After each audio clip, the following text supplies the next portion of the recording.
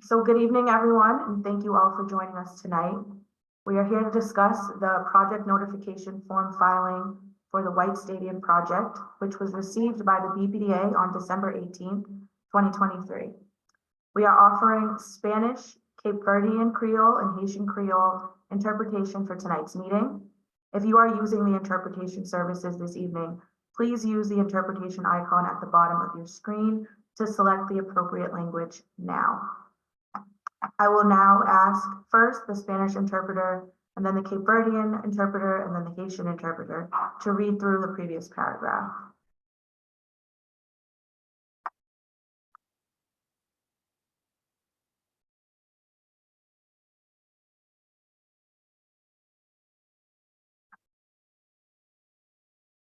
Sophia?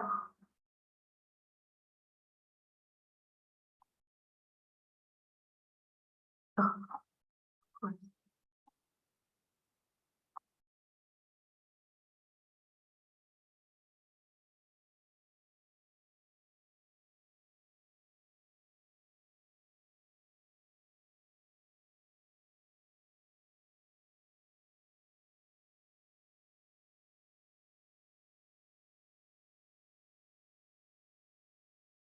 You should be able to unmute now. Ok. Buenas noches y bienvenidos a la reunión pública del Estadio Blanco. Good evening. My name is Sofia Picul and I will be your Spanish interpreter. Buenas noches. Voy a ser su intérprete de español. Si usted está interesado en acceder a escuchar toda la presentación y la reunión en el idioma del español, aparecerá un icono en la parte inferior de la pantalla. Por favor, seleccione español, Spanish para español. También la traducción y también la interpretación se dará en otros idiomas como el criollo haitiano y el criollo caboverdiano. Buenas noches y gracias. Thank you. Zenilda? Hello, good evening. My name is Zanilda, and I'll be your Cape Verde interpreter for the evening. Alô, sim, boa noite. Meu nome é Zanilda, também serei as intérpretes de Cabo Verde durante a reunião de hoje. Nos dá boas-vindas para todo alguém que está ali hoje, que a reunião também fala sobre notificação de projeto e uma hora que está preencher o formulário que foi desenhado para projeto liderado para BPDA. Naquela reunião de hoje, também oferece tradução para a língua espanhol, crioulo de Haiti e Cabo Verdeano. Por favor, nos selecione aquele ícone globo que está na fundo de tela para nos selecionar a língua de preferência que nós gostava de escutar, não? Gosto depois que a afirmação for interpretada para todas as línguas ali, que esse canal de interpretação vai ser ativado e nós conseguimos escutar em nossa língua de preferência. Obrigada, thank you. Thank you. And Jardine? Good evening, everyone. My name is Jardine, and I will be your Haitian Creole interpreter for this evening's meeting. Bonsoir tout le monde, moi c'est Jardine et c'est moi-même qui vais interpréter pour nous en créole haïtien pour réunion à Soya qui a fait sous White Stadium. Si que nous besoin d'interprétation, nous capables peser dans et côté langage languéen et puis on est capable de joindre qui langage que vous voulez parler, que c'est Panyol, créole cap-verdé avec créole haïtien, mais si c'est haïtien, on a choisi créole haïtien. Merci pour bienvenue dans le programme Assoya. Thank you. Okay. So, hi everyone. My name is Ebony DeRosa, and I'm a senior project manager in the development review department of the Boston Planning and Development Agency. Next slide. A reminder that this meeting is being recorded and will be uploaded to the project page on the BPDA website to ensure that those who are not able to attend today's meeting will have the ability to see and hear the presentation and discussion. If you do not wish to be recorded, please turn off your camera and microphone for the duration of the meeting. Here are a few Zoom icons shown at the bottom of the slide. The first is the mute and unmute. If you are calling in, please use *6 on the phone. The next is the raise hand icon. Please use *9 and then *6 to unmute. Third is the video icon. You can use that to turn your camera on and off. And then the last one is for interpretation. Next slide. Here's our agenda for the evening. We will go through a few more slides, and then I will hand it over to Morgan McDaniel, who is the Deputy Chief of Operations for the City of Boston. After Morgan covers the slides, the development team will walk you through their presentation. Everyone will be muted during the presentation. The chat is available, but I ask that people refrain from using the chat until the end of the presentation. At the end of the presentation, we will then open up the floor to any members of the public who would like to offer any comments or questions. At that time, members of the public can use the raise hand feature and we will call on them in the order hands were raised. Given the large number of attendees this evening, we will get through as many comments as possible by 8 p.m. In order to accomplish that, everyone will receive 2 minutes to make their remarks, and we will give you a warning when you have 30 seconds remaining. Next slide. Here is a slide with the next few steps. The next meeting will be the IAG meeting, and that will be held on January 17th. The comment period is currently open for the project until January 24th. Please send in all comments by that date, either on the project page or email directly to me, and I can add my email into the chat. Next slide. I just wanted to take the time to resolve one of the major questions I have received about this project, and that is, why is it labeled as Mattapan? We mean no disrespect, but we came to this conclusion because the entire Franklin Park falls within Mattapan zoning. But I do want to acknowledge the importance of recognizing how near and dear White Stadium is to many neighborhoods, specifically Roxbury, Jamaica Plain, and Dorchester. So lastly, before I turn it over to Morgan, I would like to ask that any elected officials or members of the press who are in attendance this evening, please raise your hand so I can acknowledge them. And please include in the chat who you are representing. And I will acknowledge everyone right before the Q&A. So at this time, I will hand it over to Morgan. Thank you. Hey everyone, my name is Morgan McDaniel, Deputy Chief of Operations at City of Boston and lead on the White Stadium project. I see many familiar faces here tonight, so it's great to get a chance to see you all again. Thank you for coming out and giving us your time. I want to give some context on the background of this project, since it is not a usual Article 80 development project. Some of you who have been to these meetings before, a lot of this will be familiar, but we do have some new things to share. Next slide, please.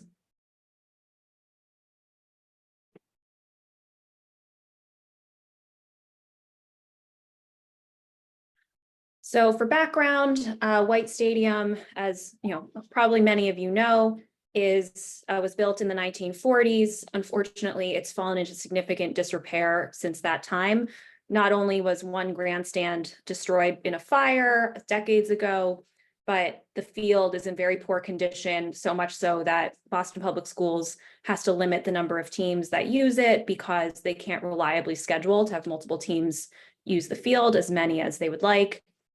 The track is 6 lanes, is in poor condition, and is not regulation size, so that it's really limited in how it can be used for competitions. And aside from the grandstand and office space that's used for BPS athletics and storage, there's really no gathering space indoors at the stadium. It currently seats 10,000 people, but it is not ADA accessible, and it's really not up to code for 10,000 people either. Even so, we know that it's a really beloved resource within the community and something that is really worthy of investment and renewal to be a jewel for our Boston Public Schools students. Next slide.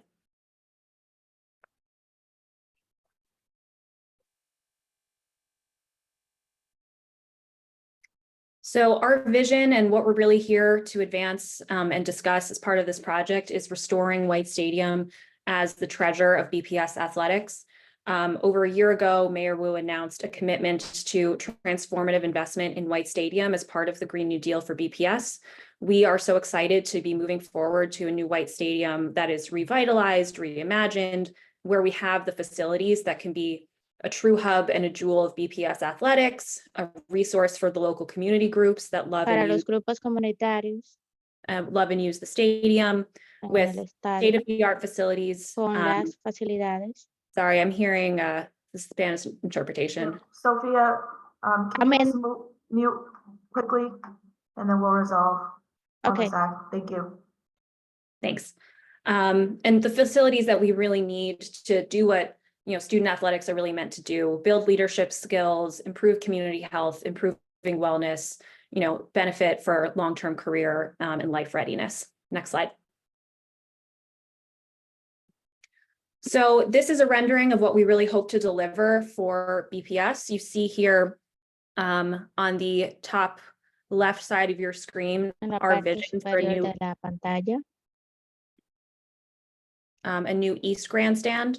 So, you know, instead of just the grandstand that is in place today, we will rebuild a new 5,000 seat grandstand and then add additional facilities that will serve BPS students. We're going to build a new FIFA regulation field, 8-lane track, which we don't have currently, which will mean that BPS has the state-of-the-art track facilities that they need.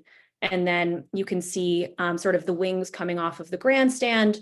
We'll have new and improved space for the BPS athletics department, beautiful new locker rooms, a community space that can be used for community meetings, team dinners, many different functions, community functions, and then a new BPS athletics hub, which will have facilities that BPS doesn't have right now, like strength and conditioning, sports medicine, a student resource space. So it's a comfortable space for kids to hang out, do homework, things like that between school and practice. So a really significant resource where, you know, that students will be able to use that don't currently use White Stadium. So we can really make it a lot more available.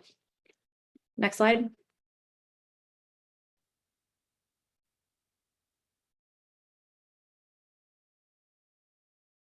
So, you know, we are here today because of the Article 80 filing of Boston Unity, which is part of the sort of public-private partnership that we're excited to pursue to bring about the best possible outcome for Boston Public School students.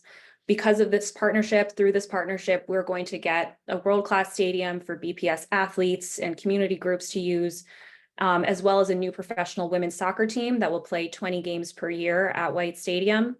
And also a new activated event space in the fenced-in area south of the track, which Boston Unity will be able to present on more later. These are, you know, two projects, the city side of the project and the soccer team side of the project, but we're working closely together to have a harmonious design and construction. Next slide.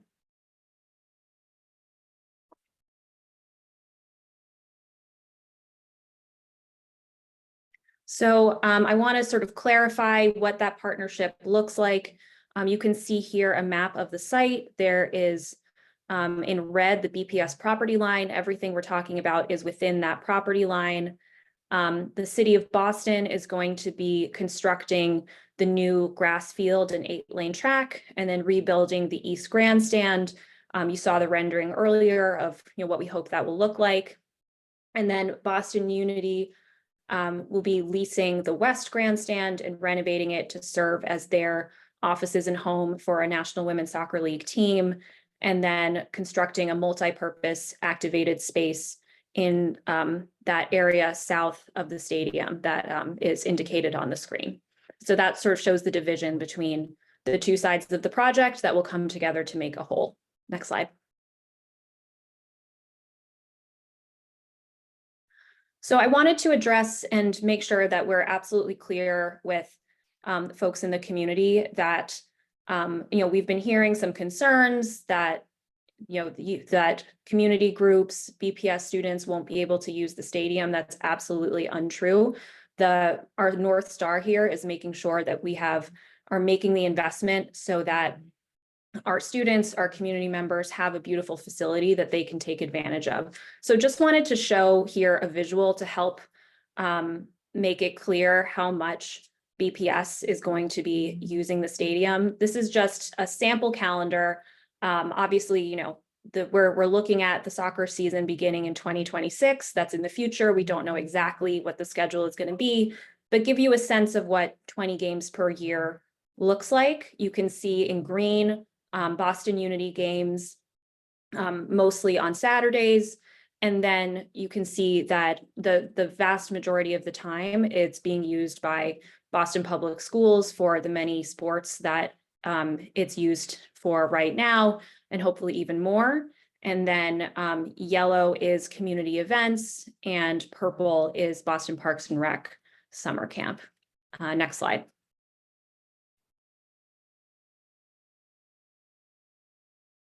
So this is a zoom in of one of the sample months to give a better sense of what that looks like. So this is for example, August.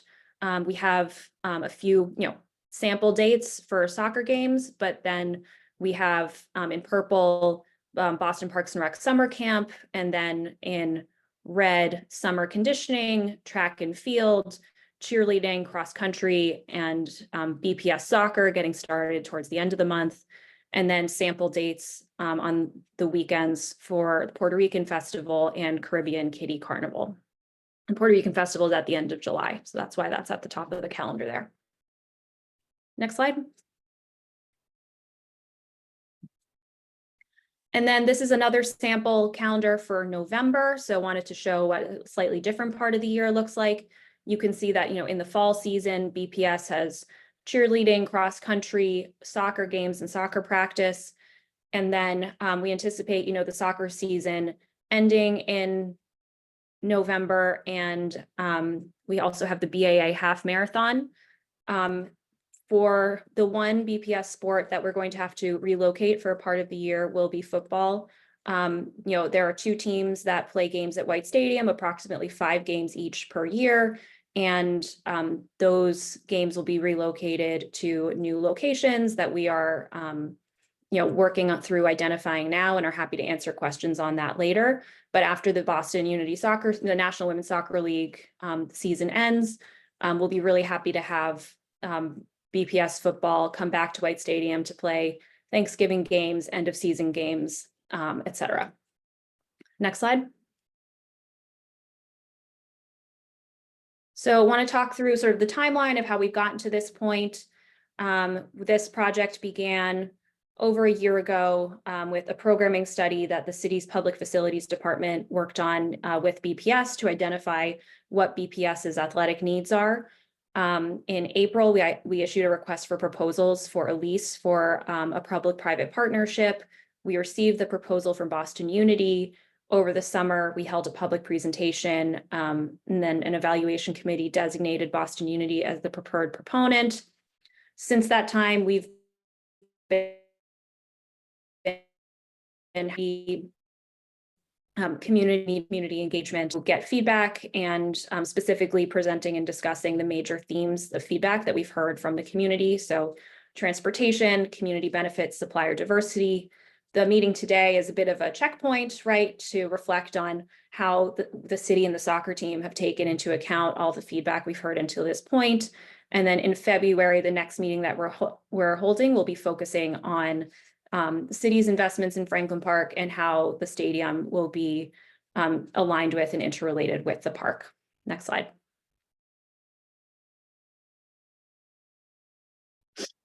And we realize, we have a lot of moving parts in this project, wanted to give some clarity on how the Article 80 process fits into the overall timeline for this public-private partnership. So going forward in 2024, the project, as with any development project, any private development project, is undergoing Article 80 review. That means this public meeting, an impact advisory group meeting, the comment period that Ebony mentioned earlier, and eventually a BPDA board vote, and cooperation agreement, which is the regulatory document signed between the developer and the BPDA. They're also undergoing Landmarks Commission review and Parks Commission review. That's not the end of the list. Any development project also agrees to a transportation access plan agreement, which is worked out with the Boston Transportation Department. We are leasing land to Boston Unity, so we will have a lease negotiation. And then because of the location within the park, we'll be also negotiating an MOU with the Parks Department and the soccer team. Meanwhile, the city is working closely with the soccer team on coordinating our design, and then we anticipate beginning demolition in the springtime. Next slide. So almost done with this section, just want to give a couple of updates from the city side based on feedback that we've heard over the last 6 months. First off, in terms of transportation, we've heard a lot of concern and requests for restrictions on parking on game days out of concerns that folks will drive to the game and park in residential neighborhoods. So Boston Transportation Department is committing to Number one, implementing event day parking and traffic restrictions with enforcement. So this means that we'll have, on game days, soccer game days, but also major events taking place at the stadium. There will be restrictions on non-resident parking on local residential roads. And so that hopefully that will eliminate a lot of the concerns that folks have. And then we did also hear a lot of folks advocating for a residential parking program all of the time, not just on game days. We will commit to engaging in a public process to discuss the concerns that folks have and whether a residential parking program is the appropriate solution for those concerns in JP, Roxbury, and Dorchester. Next slide. I'm also really happy to share some new announcements about Franklin Park. We also heard a lot from folks that they really wanted to see investments made aligned with the Franklin Park Action Plan. So at the State of the City address on Tuesday, Mayor Wu announced the biggest increase in staffing in 50 years for Franklin Park. We'll be adding 2 new crews, one of which will be focusing on sort of natural wildlife resources, as well as 1 staff member who will be an administrator dedicated to the park. And then the Parks Department will also be beginning a community process to reimagine the Overlook ruins as a potential permanent home for the Elma Lewis Playhouse, and reimagining what the future of the Playhouse can look like, which is something that folks have been asking for a long time. And then in addition, this isn't news, but wanted to sort of share the big picture. The city is investing in improvements to the Franklin Park Bear Dens. I think there was a meeting about this a week or 2 ago. And investing in repaving the Glen Road path, invasive plant removal, gutter and drain cleaning, and rehab of the Wilderness Picnic Grove. Next slide. Yep, so just quickly recapping the community engagement series we've had so far. We had discussions about transportation, supplier diversity, community benefits. Now we are here on January 11th for the Article 80 review meeting, which is an overview of the whole project, incorporating the feedback we've heard to date. And then in February, on February 12th, we'll be having our next meeting on investments in Franklin Park and alignment with the Franklin Park Action Plan. And we will post that information on the White Stadium website first thing tomorrow. Next slide. All right, and so yeah, next steps, as I mentioned, next meeting is on February 12th. And we encourage you to go to our website, boston.gov/white-stadium. There you can join our mailing list if you're not on it already, and we have fairly comprehensive information about the project. And then if you have additional questions or comments, again, encourage you to submit formal questions or comments for the Article 80 process through the link that Ebony shared earlier. But if you just have general questions about the overall partnership, feel free to email whitestadium@boston.gov. We check that every single day. And that's it for me. Thanks everyone for your time, and I'll hand it back to Ebony. Thank you. So at this time, we will see the presentation from the development team. Hi there. Thank you, Ebony. Thank you, Morgan. And thank you very much to Mayor Wu and the City of Boston for the opportunity to be here tonight. I also thank the elected officials and all the meeting attendees who have joined us here. We are very grateful to share with you tonight our vision and further details about our exciting partnership with the city to renovate and revitalize White Stadium for the benefit of the students of Boston, the communities around the stadium, and Boston's next championship sports team. Several members of our ownership group and team are here tonight, as well as representatives from our design and development partners.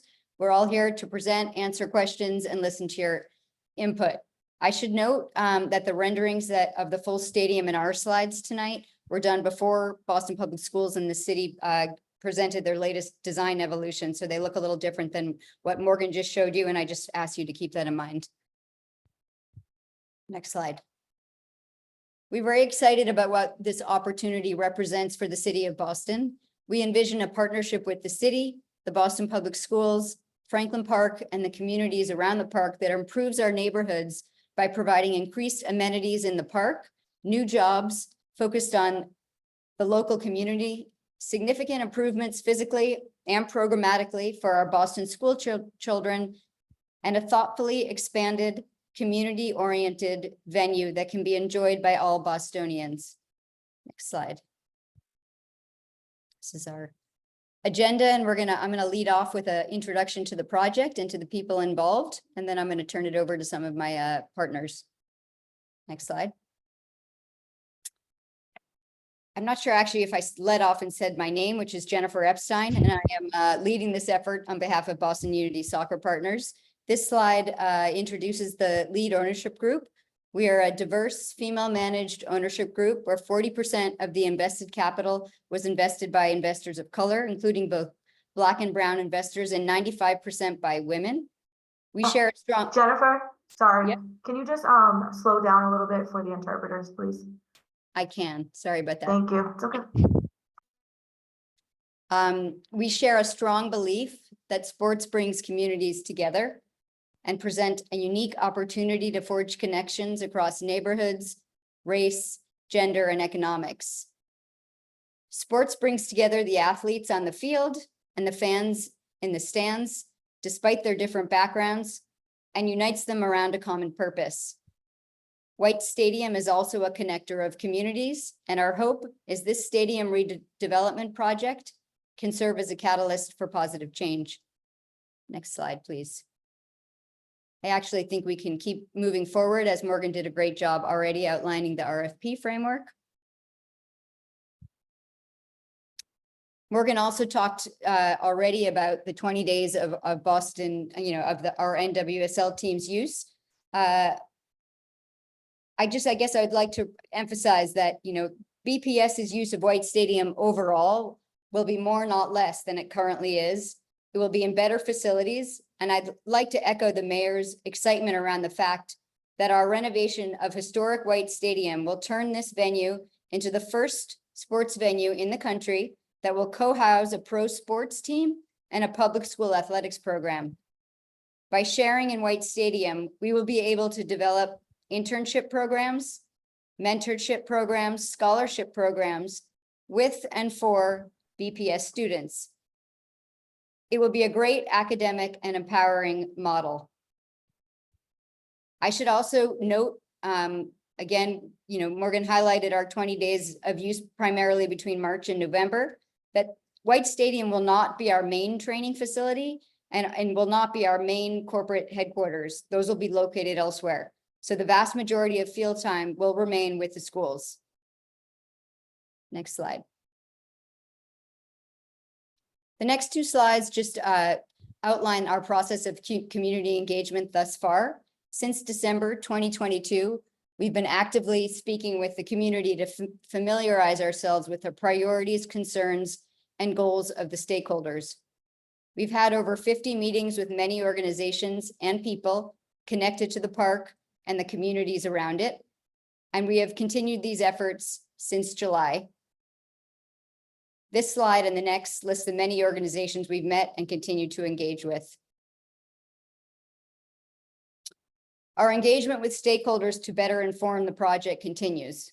We want to listen, learn, and inform ourselves on the key areas, welcoming community feedback on transportation, park activation, design, supplier diversity, and community benefits. We appreciate the surrounding community's passion and commitment to preserve and enhance their neighborhood. We want to be a good neighbor during the planning, construction, and ultimate operation of White Stadium. Next slide. Throughout our consideration of the new programming and design, we've started with the recognition that White Stadium is a city asset with a rich history.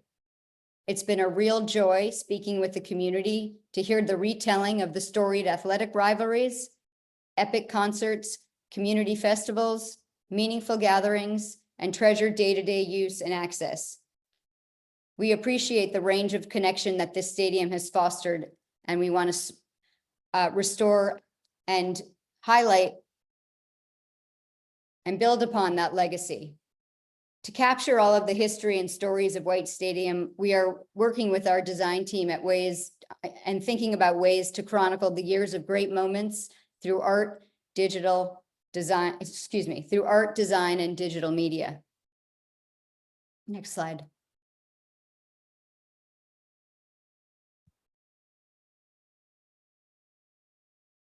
Are we going to go to the next slide?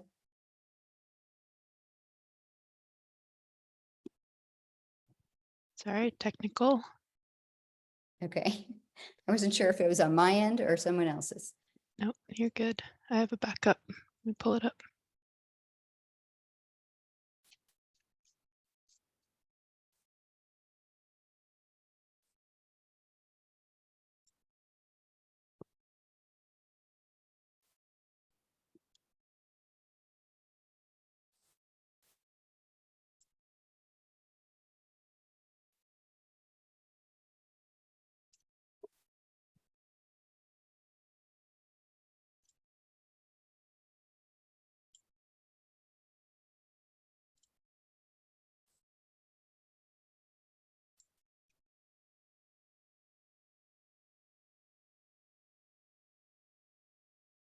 So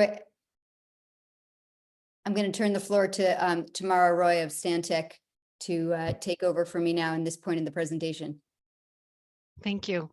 So for the design portion of the presentation, it is myself, a principal at Stantec Architecture, and Chris Bridle, our principal of landscape architecture, doing this section. So Chris, go ahead. Thanks, Tamara. So we wanted to quickly show you the high notes of the Franklin Park Action Plan and the areas at which we are sort of, I guess, expanding on those and executing those elements of the Franklin Park Action Plan. And then we've got these four sort of high-level sections of the Franklin Park Action Plan. And you know, one of the major things we're trying to do here is make connections and activate edges around our site, increasing the care and maintenance of the site, and to promote pedestrian and bike circulation. That's a major element of our design. We want to clarify movement and create connections to existing areas of the park, including the Playstead and the Overlook ruins, which are immediately adjacent. And of course, this park is the stadium within the park is a major magnet destination and will provide a significant programmatic opportunity for the entire park. Lastly, and maybe one of the most important things is we want to protect the trees, the heritage and legacy trees, and the ecosystem surrounding the park, and that's extremely important both to the park but also to our design. And our design is inspired by the park and by these elements, these natural elements around the park. Next slide. So this is really our underpinning philosophy. We've got two eras here, 1949 and 1885, and we're balancing these two languages of the modern architecture of White Stadium with the naturalistic and pastoral aesthetic of the Umstedian Park, and that's really guiding both the architectural design and the site design surrounding the stadium. I'll hand it over to Tamara. On the architecture side, you can see White Stadium in the upper left, and in the middle, we see it as a combination really of Bauhaus architectural design, but also with elements of Art Deco, which is sort of the bottom middle, the curves, the special canopies, etc. It's a real mix, and our new portions of the stadium also will reflect and respect that history that's there in the clamshell wall. Next. And similarly in the site, we have the pure forms of the architecture, sort of Bauhaus pure forms, and we also have the organic shapes of Olmsted, and we feel this is an opportunity to blend those languages together into a modernist palette of site elements as well. Next slide. So we're going to walk you quickly through sort of the history of the site, given this is a historic landmark. So next slide. This is 1874. This is before the park existed, and it shows the farmland and the manor houses that existed. And you can see here we've sort of superimposed White Stadium and the Grove and the Overlook onto this plan. Next slide. And here again, the introduction of Olmsted's plan, 1891. You can see again these amorphous organic shapes, the existing overlook, which has inspired a lot of our thoughts around the stadium, including the Grove. Next slide.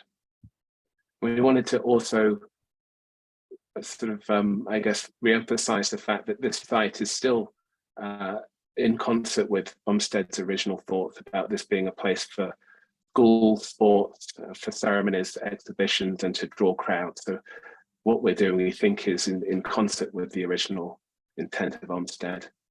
In 1905, this is an updated plan. There's the addition of some additional paths surrounding the stadium. If we go to the next slide. And then in 1948, of course, the addition of the stadium itself, which introduced these pure forms and pure geometries of the stadium. Next slide.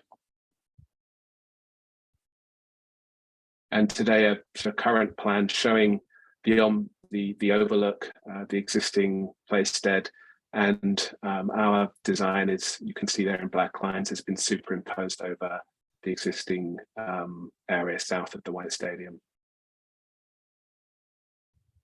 And then this is our current plan. It shows some sort of 3 major changes since we last presented, one of which is the removal of a building east of the Grove, which we call the East Pavilion. The North Crescent building, which was a smaller building north of the stadium, has been removed, and obviously the development of the East Grandstand is ongoing. Next slide. And here I'll hand it back to Tamara. Thanks, Chris. So we just wanted to briefly explain some of the components within our limit of work, which is the red boundary you see there. And that includes the West Grandstand renovation and new construction, the mobile end line seating that goes on the north and the south just on game days, the lighting and the fencing, as well as the scoreboard, which is number 4. The Grove, which we'll get into more detail in a moment, but that's for pre-game and post-game celebrations and enjoyment. The entry plaza, which is between the West Grandstand and the Grove. The terrace building, number 7, which is a sort of landform with food and beverage accessory uses and restrooms, and the same for the South Crescent. Next. And then outside of our line, we also have just a few elements. Of course, there's the soccer field that Morgan mentioned, and all of the site improvements by Boston Public Schools, and the East Grandstand, which again, as Jen mentioned, our drawings are a little behind. They need to catch up with the Boston Public Schools design evolution. Next. Chris? So this is about, this is showing the existing trees. You can sort of make them out with the circular dashed lines. Those dashed lines signify the critical root zones of all the existing trees surrounding the stadium. And you can see here that all of the trees are remaining, apart from those 5 dark circles, which are trees that will be removed in the current design.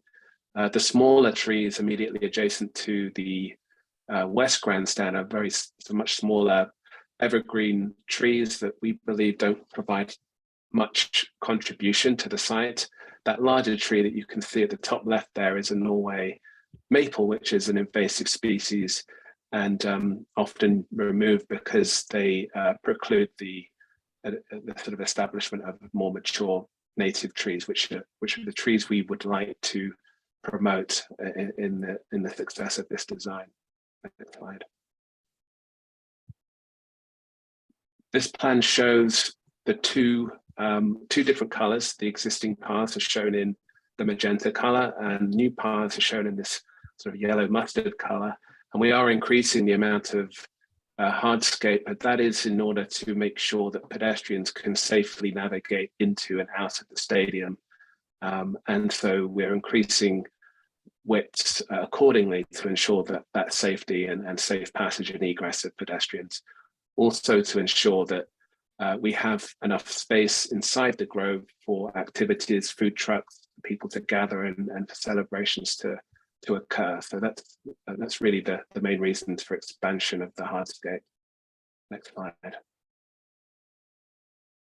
And I'll hand it over to our lighting consultant. Thank you very much. I'm Carrie Hawley. I'm Senior Principal and CEO of HLB Lighting Design, and we are the lighting consultant who has been brought onto the team to study the aspects of the visual experience and lighting that's needed for the sporting events, but also within the sensitive context of the community, looking at both aspects. So I wanted to give some high-level details about what the plan is at the moment. We have not done any formal design yet, and so we're in the early stages, but we have come up with some overarching goals, which include, first of all, the major goal is to provide minimal light levels that are required in order to achieve the project goals. And this is only going to be focused on when we have the 20 games per year. There will be scenes so that there are day-to-day activities being managed under very different lighting conditions. We would only put on game day conditions as needed. No more light than absolutely necessary. So we will be very strict about keeping the light levels to their absolute minimum for success for the sports at hand. We also plan to incorporate dimming, which will allow us to avoid any overlighting and set the light levels after they've been installed to ensure that we are reaching those right light levels and not overlighting it and be able to respond in the future. And then we will also be focusing on sensitive path lighting as a part of our master plan strategy for all of Franklin Park. We are the master plan lighting designers for the entire park, and that's also in early stages. But that will be designed and coordinated with the overall context of what's going on within the stadium in order to allow us to ensure safety and security and well-being, while also achieving all of the goals within the master plan. And I think that about covers it for lighting. Thank you, Carrie. And we obviously want this to be as sustainable and resilient as possible. So we are working under the new specialized stretch energy code, which requires all electric building systems. So the project will not have any greenhouse gases produced. We're exploring solar for the rooftop of the canopies. We're definitely using low water use fixtures, and we're targeting gold equivalency and working with the stormwater. We're working with our civil engineers to make sure that we deal with some of the ponding that's happening on the site, and also retain that stormwater to make sure it percolates through the soil. Next. And I want to introduce Mike Rooney from VHB to talk about noise.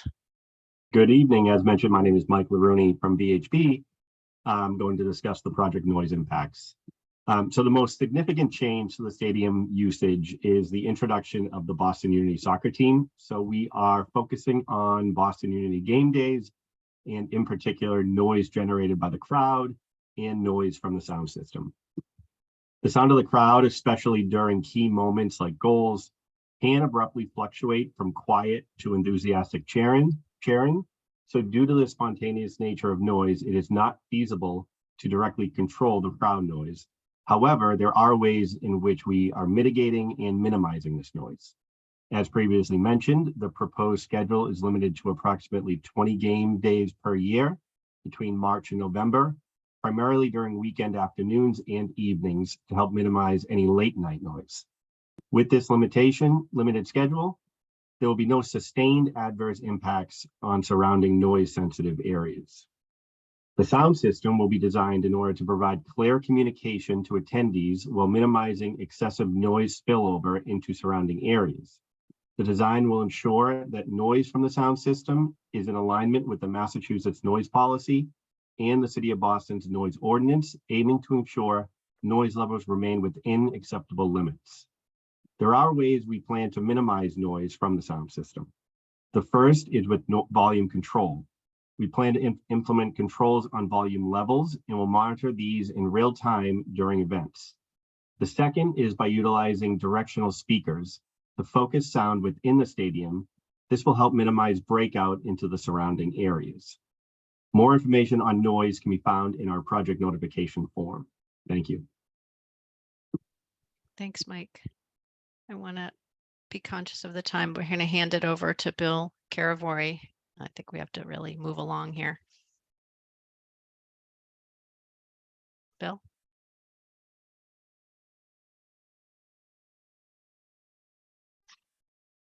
Okay, can you hear me now? Yes. Okay. Good evening, everybody. Bill Caravori here from Maple Company, and I'll be speaking at the moment here on very briefly on stadium operations, and then again later on in the presentation. Operationally, we intend to operate the stadium on game days in the Grove during the calendar year at high professional level with proper management and deep organizational support. For game days, we will develop and execute on a game day operational plan developed in concert with the neighborhood organizations and city departments. And we're going to focus on proper preparation and setup and community engagement prior to the event, coordination with neighbors, public safety, and city departments. Security, access, and transportation prior to and after the event. A terrific fan experience during the game for all fans, including our youngest, our oldest, non-English speakers, and a special focus on disabled access. And then also on end of event operations, including security, cleanup, and fan disbursement, including resetting the park. Thank you, Bill. Next. Yeah. Okay, so we're gonna fly through this. I think most people are familiar with the West Grandstand. We're calling it the clamshell wall because it's sort of in the shape of a clamshell. Next. So our plan includes keeping the clamshell wall. We will be supporting it, protecting it, preserving it during construction, but taking out the building behind it and replacing it with a new 5,000 seat bucket seat stadium with a canopy. And it does extend a little bit above and a little bit to the side of each end of the existing clamshell wall. And as you can see on the bottom drawing, that is the 5,000 seats. Next. And this is a section of the, we're looking at a weather canopy as well as the extension seats on the bottom right that will cover the track for the 20 games a year. Next. I'm going to hand it over to Andre Vega from Moody Nolan, who is our stadium expert and architect of record partner. Thank you, Tamara. As you can see here, this is a plan of the lower level. And what we want to emphasize here are the accessibility paths into the stadium and around the stadium. Thankfully, this site is predominantly flat. So gaining accessibility, having a fully accessible facility isn't that big of a challenge. So we're able to accommodate that. We've got, as Tamara said, removable seats that will cover up the track on game day and allow people to circulate at that level, as well as through the facility on that lower level, which houses the team locker rooms and the access to the suites that look out onto the field, as well as some back of the house spaces for food preparation and team offices and things, as well as bathrooms. On the next level, we have the concourse level, which again will be accessed both from stairs at the north and south end of the concourse, and as well as elevator access on both ends and in the middle. And you have a open concourse area, which will have vending areas for vending kiosks, as well as toilets for the facility. We have a third level here, which really just has bathrooms and some back of the house space. And then as you move up to the top level, we have our what we're calling a treetop lounge, which has the spectator area along with the press box, which looks out onto the field. Thanks, Andre. So we were also asked by the BPDA to do some views from the community's side in different areas of the park. So this is from Walnut Ave, looking currently And then you can barely see the canopy stretching above it on the right-hand side. Again, we're trying to basically conceal it behind the clamshell wall. Next. Chris. And this is a view of the grove area, the existing conditions from the existing overlook. And you can see on the right, the image is the Playstead. And in the middle of the image, obviously, you can see the existing stadium. And below that, the current throwing area, which will become the grove. Go to the next slide. This is a sort of an artistic impression of the future condition in the winter. So you can see through the trees for the most part, but you'll also see that the understory, even in the winter, is very dense. And so it's difficult to see into the grove from the overlook in the current condition. And we don't intend to remove any of this existing vegetation. So this condition is, we think, fairly accurate. You can see there the stadium in the background and the new elliptical path that is proposed in the Franklin Park Action Plan that provides egress and entrance to the grove. Next slide. This is another view from the Playstead looking back at the stadium. You can see all the existing trees and the stadium peeking through there. Next slide. And then again, we want to emphasize the fact that we're keeping all the existing trees and the ecologies and ecosystems surrounding the stadium, and that the visual impact to the Playstead is going to be very minor in terms of the changes to the stadium and the grove. One thing that we'd like to point out is a new entrance, a much more welcoming entrance into the grove that you can see there on the right-hand side. Next slide. I'm going to now sort of get into the grove itself. And again, really quick, Chris, sorry. Quick, yeah, no problem. And we'll wanted to remind you that it's next to the adjacent overlook and that we're inspired again by the forms of the overlook. Next slide. And the existing or the former design that we propose as part of RFP is a lot of those elements are still existing, but we have evolved the design since then. We've opened it up and it's much more open now to the Playstead and other areas of the park. Next slide.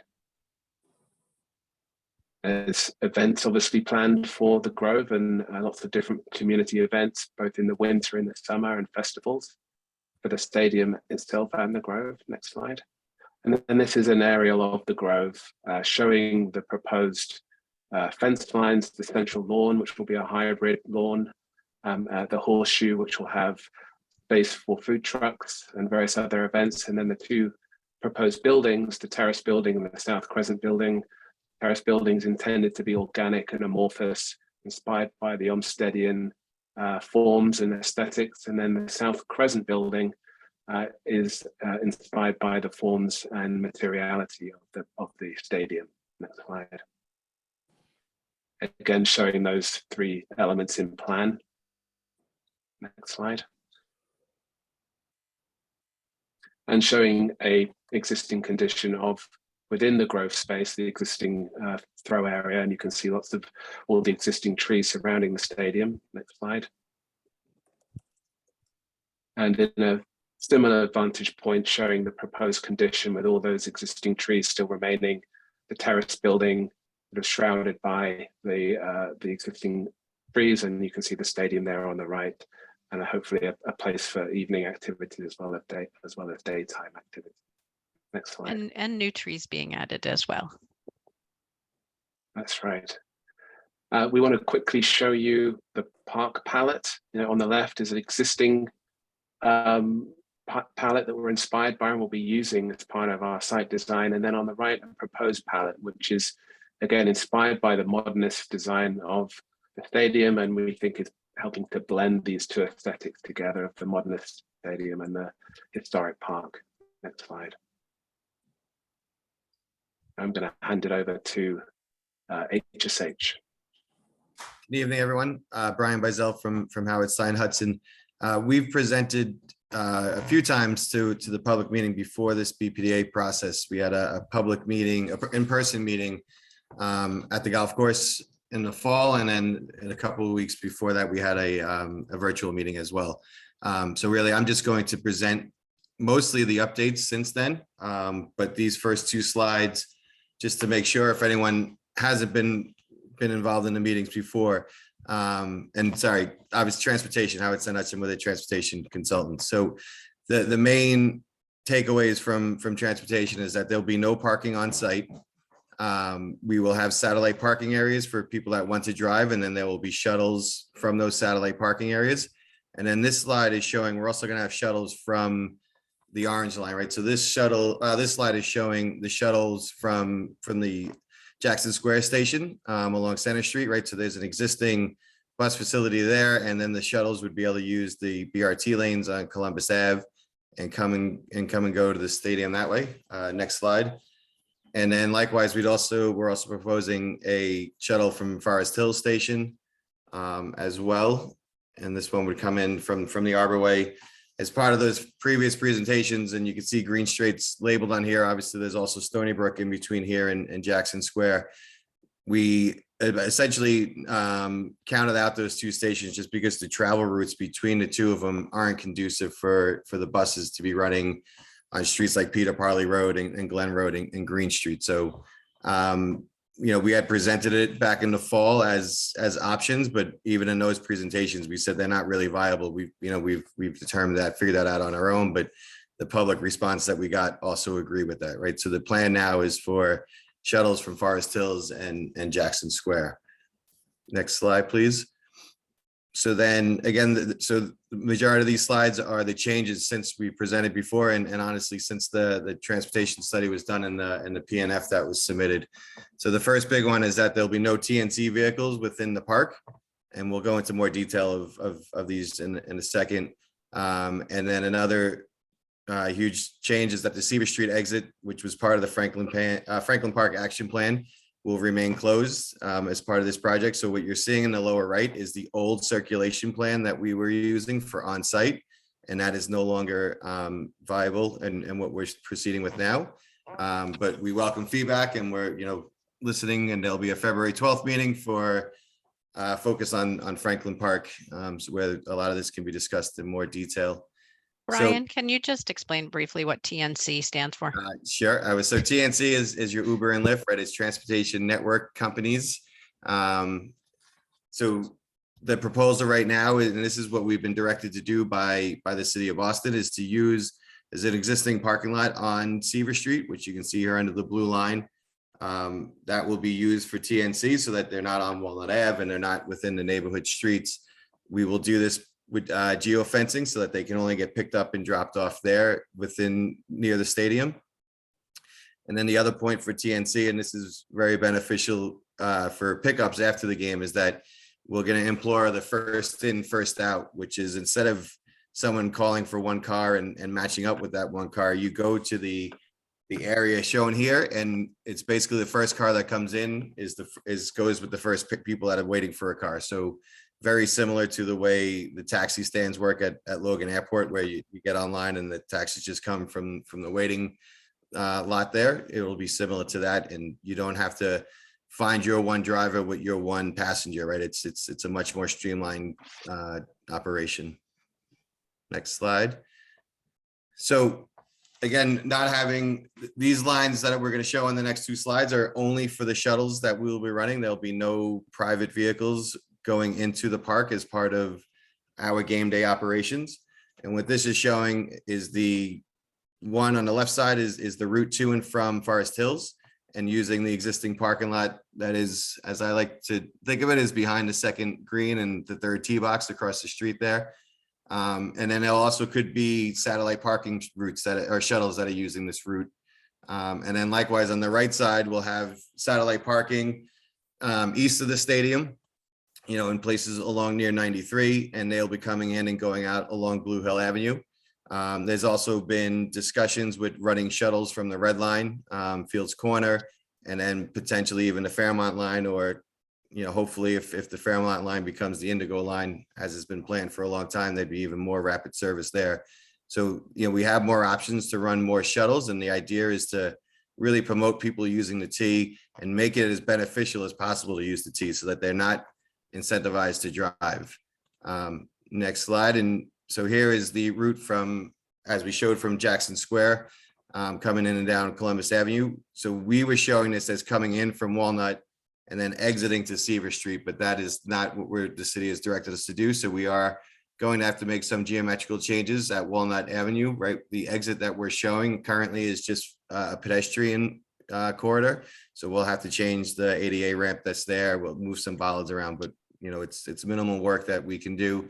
And again, this route here would only be used during game days, right? So we'll gate it off. This won't be a new traffic loop that is open 365 days a year. This will be just for our shuttles. It'll be monitored as we're using it, and then closed off when it's not game day events. Next slide. So I had saw someone in the chat had asked where the bike parking would be. So that is the to the left of the West Grandstand is where we'll have bike parking. This will be reserve parking, that valet parking essentially. If you come on your own private bike, you can leave it in the area. We'll have it gated and protected, and almost similar to a coat check, you'll leave your bike in a secure facility and then get it back when you're done. There will also be Blue Bikes parking on site. There's obviously existing stations in the area, but the expectation is that we would do Blue Bike valet, which means there'd be a van or two full of Blue Bikes, so that you're not limited to the number of bikes that fit at a docking station. You can have many more bikes and many more people coming and going from the Blue Bikes. Also in this plan are the pedestrian routes through the site. You can see the bike and pedestrian in the light blue, and then the green is just pedestrian. The little black arrows are showing where there are grading slopes over 5%. And this is something we're gonna have to work through to make sure the entire site is ADA compliant and we can get people to and from where they're getting dropped off. And then the other option is if not feasible, is of course we can run short, similar to little golf carts to run people back and forth from the pickup drop off areas to the stadium directly if necessary.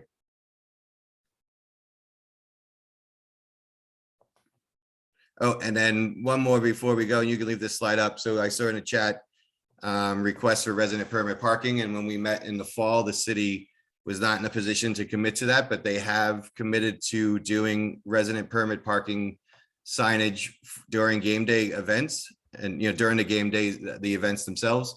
And then whether that gets expanded to other hours, BTD is going to have a public process separate from this process, whether or not there should be resident permit parking for more than just game day events. But they do have experience with doing resident permit parking just for game day events over in Brighton for the Boston College football games.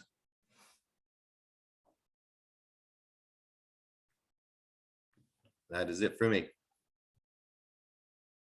Thank you, Brian. This portion of the presentation, I want to highlight the range of community benefits we envision through this stadium renovation and the Grove. We had another public meeting where we went into a lot more greater detail, but I'm going to highlight again what we're hoping to do here. We're going to have lots of new internship programs focused on exposing students to careers in sports medicine, broadcasting, communication, marketing, community relations, facilities maintenance, event management, hospitality, and leadership development. We want to make sure that there is an effective pathway for youth to understand potential professional and college pathways, making sure that it's not only boys that can dream about being a professional athlete. We're going to have enhanced event spaces for the community, allowing new programming possibilities.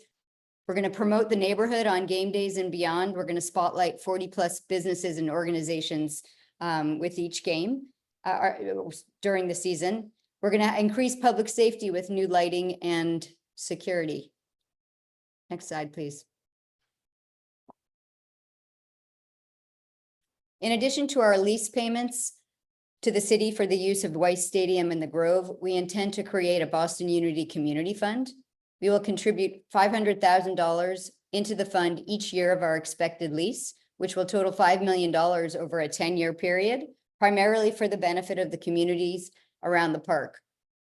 We've developed 4 areas of focus based on our many conversations with the stakeholders around the park and the city, and they are listed here in front of you. Franklin Park and the Franklin Park Action Plan, youth sports and youth development. Our core business, of course, is centered on sports, and so we want to help support the healthy physical and emotional development of our youth, both Boston Public School students as well as the community youth. We're thinking about the health and wellness of the Black and Brown communities. In so many of our conversations, we heard about the health disparities that exist in our communities and about the opportunities that we have to help build healthier neighborhoods and families through the fund and through our soccer team's assets and expertise. The fourth area of focus will be on local business development. As a startup business, we want to help other local businesses flourish. Through the fund, we intend to catalyze the growth of neighborhood businesses for their own wealth building trajectories, and also to help them create more neighborhood jobs and provide even better services and products for neighborhood residents. In order to achieve these big objectives that we have and to have a lasting, meaningful impact in the communities that our team will call home, we intend to create a community fund advisory committee to help guide our grant-making decisions, which will include residents from the neighborhood around Franklin Park. Next slide. Bill?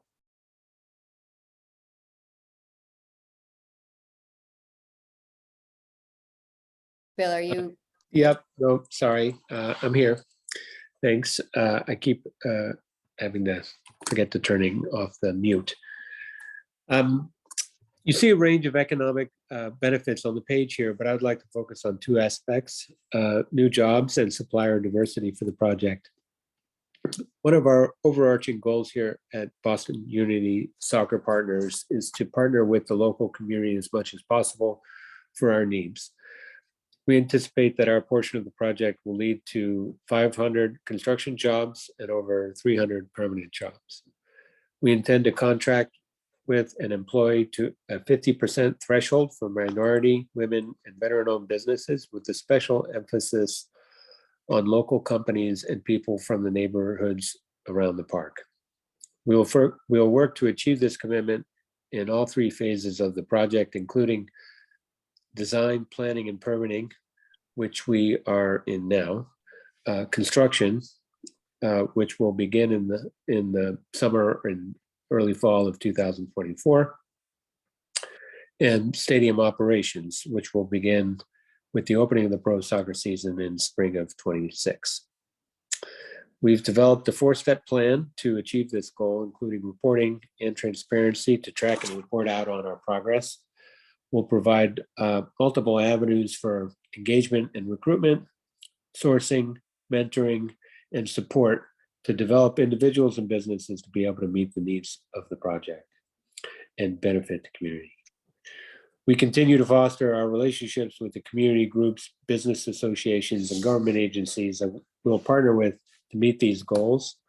And just the next slide, please, just as a, don't want to spend too much time on this, but this is sort of an analysis of where we are in the first phase. This is the table to the right shows our design and permitting partners in our first phase for the project. And in the far right column, it shows whether or not they are local and whether they're MBE, WBE businesses. And then down at the bottom, you can see that we have, in fact, for this first phase, met this goal, and we're looking forward to doing what it takes to achieve that in the subsequent phases of the project. Next.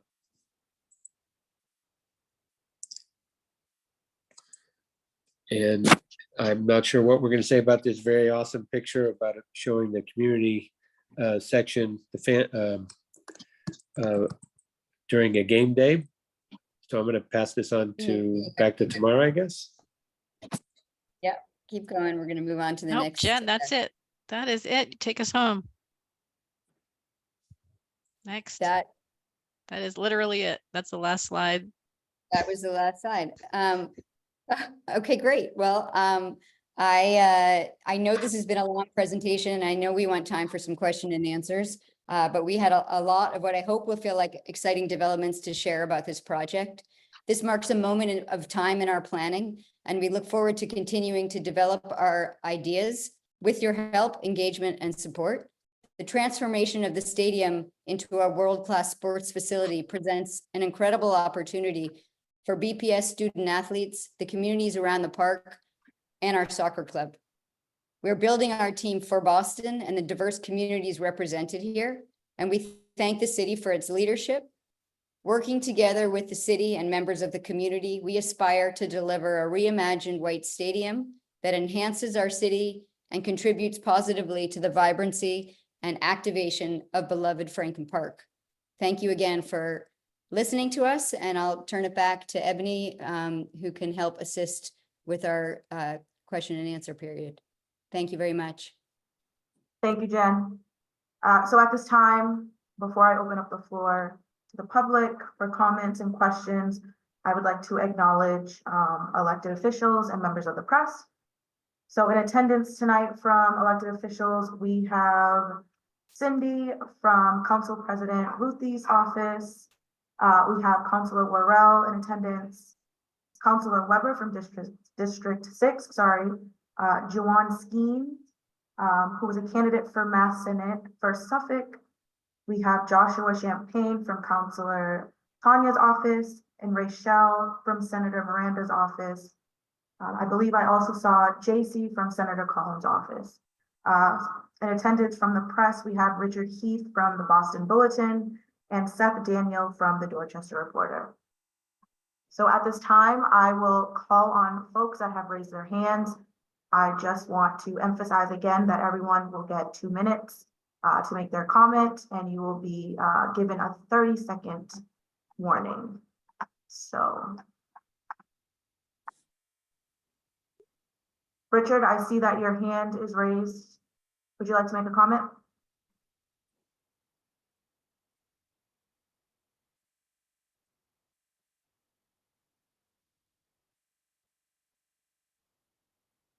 Okay. So first on the list is Vincenzo. You can unmute yourself. Hi, guys. I just want to say thanks for the presentation. I thought it was really exciting. I wanted to talk about the community spaces like the Grove, and I was wondering, to enrich them even further, would there be like public Wi-Fi for the outdoor spaces and indoor spaces of the stadium? Thanks, Vincenzo. That's a great idea. I think something we should think about. Is there anyone's email on the team I can get to kind of talk about that further? Absolutely. Let me think about the easiest way to do that, but yes, for sure. Vincenzo, I can re-enter my email in the chat and you can email me and then I can connect you to the correct parties. Thank you. You're welcome. Thank you. Next up, I have Lewis. You can unmute yourself. There were quite a few hands before mine, and I think I'll get a second bite of this apple. So let's see who we can take, and I'll go near the end. Well, you're technically next on my list. So I think you're okay to give your comment now.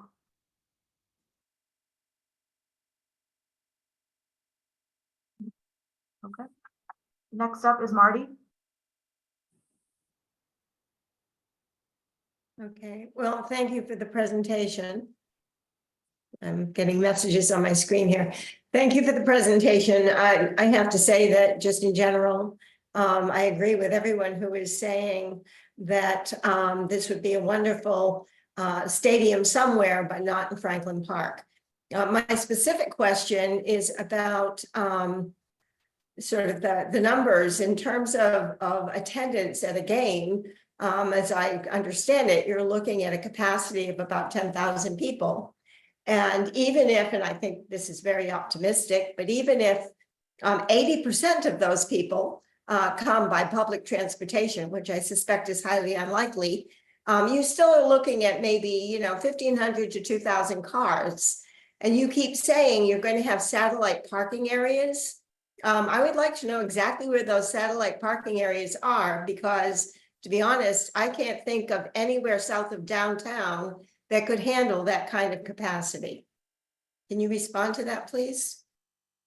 Sure, I can't see who was talking, so I apologize. I can't address you directly, but we had, in our previous presentation, we showed the areas where we were looking for to put satellite parking, and it was all based on where we think the demand is going to come from. It goes into great detail, so I apologize, it's not in the presentation tonight, but it hasn't changed since we presented, right? So, and this presentation was obviously long enough, so we were trying to keep transportation to just what was new since the fall meetings, right? Because we did have 2 meetings that were about 2 hours long that were transportation specific. So essentially, like, one area would be along 128 coming in, right, to get people from the western suburbs. Another area would be along 93 near Quincy. And then there is somewhere, in closer maybe to get, your Brookline and Somerville residents, so that, in Cambridge, that although they're on the T, they might not be able to get to the Orange Line and connect so easily. And then there's one more that I am forgetting, because we had 4 or 5 outlined. So we don't have specific agreements with any specific parking lots or garages, but there are parking facilities in the areas where we'll need them to be. And as we get closer to having actual games in 2 years' time, we'll have operational agreements with them. And a lot of this is based on the work that we did for the US Open when it was, the golf, when it was just at the country club, right? It was the same idea. There was very minimal parking on site, almost none. To be honest, really just the players were the only ones parking on site. And everyone else was in from shuttles, whether that was from Forest Hills or from satellite parking areas. And the same thing, the TNC, that's where the first in, first out was used. So, there's a lot of experience with doing these facilities. And then the key is just incentivizing enough so that that's what people do. And then, as was brought up in the fall, all of this is great and sounds like it could work. But if we don't protect the resident streets, people are just going to drive and park on your streets, right? So it's very important to have that resident permit parking intact as well, to protect people from disregarding what we want them to do and doing what they're going to want to, do on their own. So I think the combination of all those together would really work. Just one last comment. As a civic association president in Dorchester, I've been working with the transportation department now for a couple of years to try to get resident parking in our area. And as I understand it from them, they don't have the staff to be able to enforce the districts they currently have, much less to be able to expand to areas such as Dorchester. We have 120,000 people to be able to police those areas. So yeah, and I that's, don't know exactly how that's supposed to work. well, and that's exactly what BTD said at the meetings in the fall. They didn't commit to doing resident permit parking because they didn't have the staff to enforce it, to expand it. Since then, they've hired a lot of new people, for one, and for two, they realized that without it, this plan doesn't work, right? So that's why they've agreed to implement it during the events. And then again, to have a public discussion on whether it's implemented for more times of the day, whether it's, all day, 24 hours, or just during overnight or during the day, right? They have different timings in a lot of the neighborhoods already. So it's options that they have, and it's really up to what the residents want.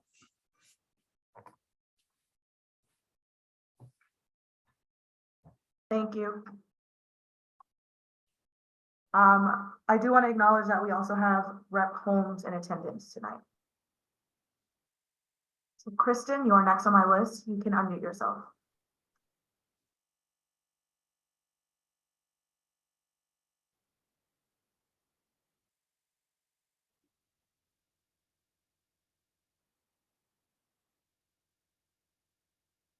Kristen, would you still like to make a comment?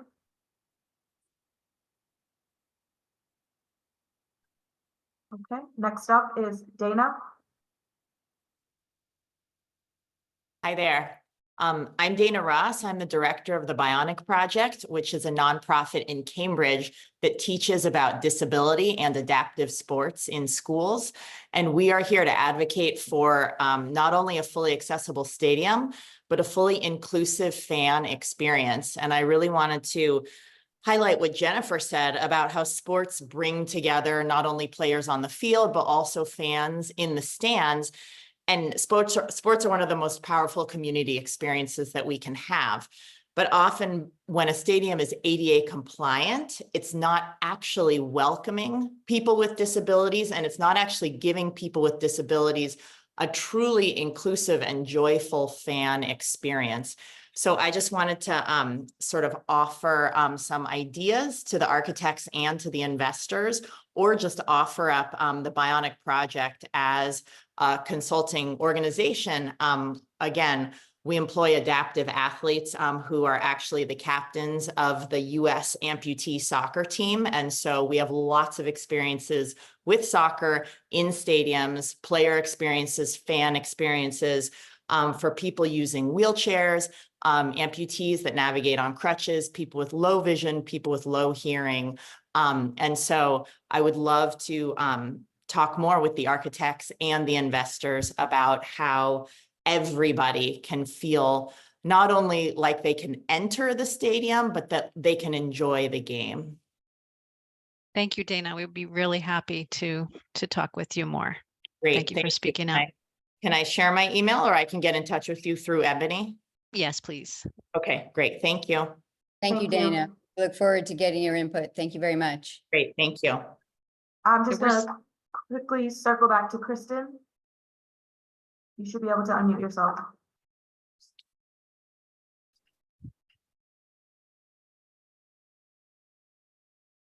Sending the video from San Francisco. It looks like you are unmuted already, Kristen, if you would like to make your comment.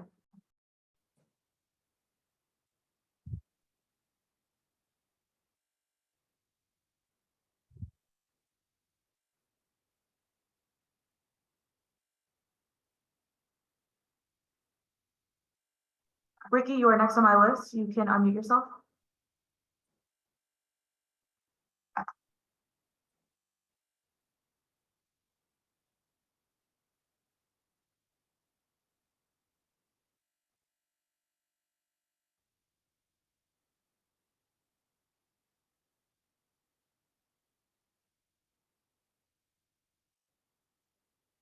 Okay, next up is Annie. You can unmute yourself. Yeah. Hi. Hi. I'm what I'm struggling with is on these game days. On these game days, is there going to be more traffic or less traffic? It sounds like perhaps maybe there's just going to be these shuttle buses cutting through the neighborhoods. But I'm unclear about that. And I don't know if any of you have spent any time in that neighborhood observing the traffic, but it's terrible and it's dangerous for pedestrians. And my second question, so I want to know, is the traffic, the automobile traffic, going to be worse or better? And my second question is, will these shuttle buses be electric? So we are working, we don't have a shuttle operator yet, but I believe that question has come up before, so I'll look to Boston Unity Partners to answer that. And then as for the traffic, again, most of the games will be on Saturday afternoons. Clearly, there's going to be more traffic, whether it's only shuttles or a combination of shuttles and some vehicles. There certainly will be more traffic, but through the use of the shuttles, it's not going to be, thousands of cars descending on this area, right? So the idea is to limit the shuttles, limit the activity to shuttles as much as we can, because there's more people on every shuttle than that would be in a car.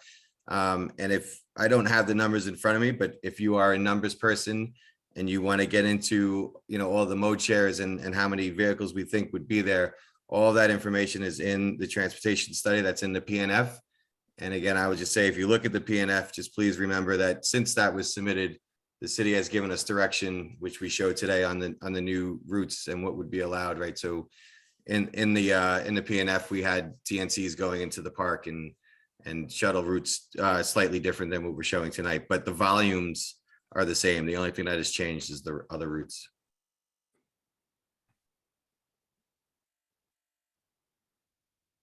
Thank you. I also would like to acknowledge that we have Councilor Mejia here in attendance this evening. For my next hand, I have Thomas. You can unmute yourself. Hello, Good evening, everyone. My name is Thomas Gross. I'm also a union food service worker. I'm wondering what the quality of the food service worker job will be at the stadium. Will they be union food jobs or low wage jobs?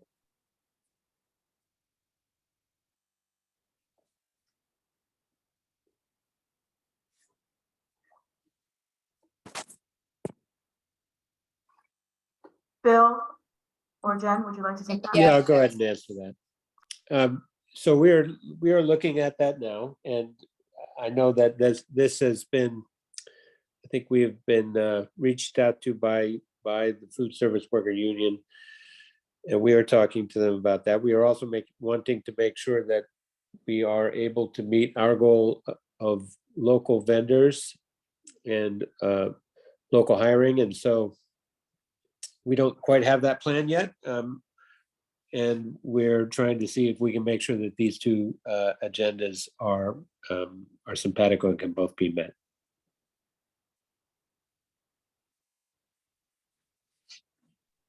Thank you. Juwan, you are next. You can unmute yourself. Thank you so much. Good evening, neighbors. I hope all is well. Juwan Skeens, candidate for Massachusetts Senate for the 1st Suffolk. I have a personal connection to White Stadium, as I, used to do track when I was with Tumulty Middle School, which is now closed, but we'll save that for another day. I just have 3 questions. One, can we make sure that we set aside to pull over spaces for ride share? At most, I can see 2 cars being there at once, letting people out, waiting for people to come and enter.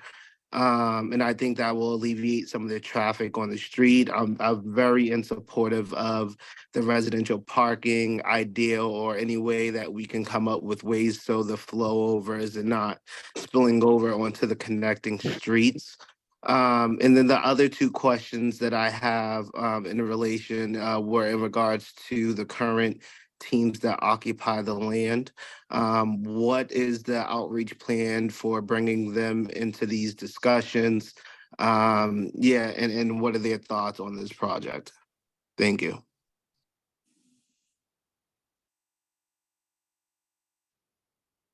So when you ask about the other teams, you mean from Boston Public Schools?